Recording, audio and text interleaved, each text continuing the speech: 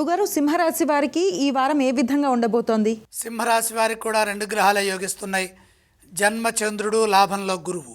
దైవ బలం ముందుకు నడిపిస్తుంది. ఏకాగ్రతతో పనులు మొదలుపెట్టండి.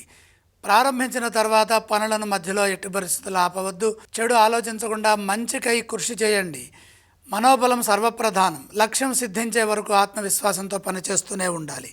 మిశ్రమ కాలం గోచరిస్తోంది కాబట్టి ప్రతి అంశాన్ని క్షుణ్ణంగా ఆలోచించండి. ఏది అవసరమో అదే చేయండి.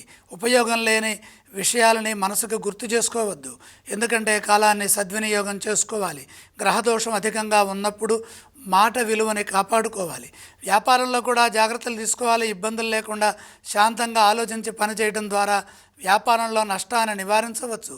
ఆంతరింగికమైన విషయాలను ఎవరి వద్ద ఎక్కువగా చర్చించవద్దు. అసూయతో కొందరు మీకు ఇబ్బంది కలిగించవచ్చు. కాబట్టి ఆవేశానికి గురి కాకుండా శాంతంగా సంభాషించండి.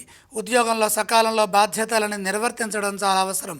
శ్రమకు తగిన గుర్తింపు లభిస్తుంది. మేలు జరుగుతుంది. ప్రధాన కార్యక్రమాల్లో ఇంట్లో వారి సూచనలు తప్పనిసరిగా అవసరమవుతాయి. ఒంటరిగా ఏ పనులు చేయొద్దు. సొంత నిర్ణయాలు కొన్ని సందర్భాల్లో వికటించవచ్చు.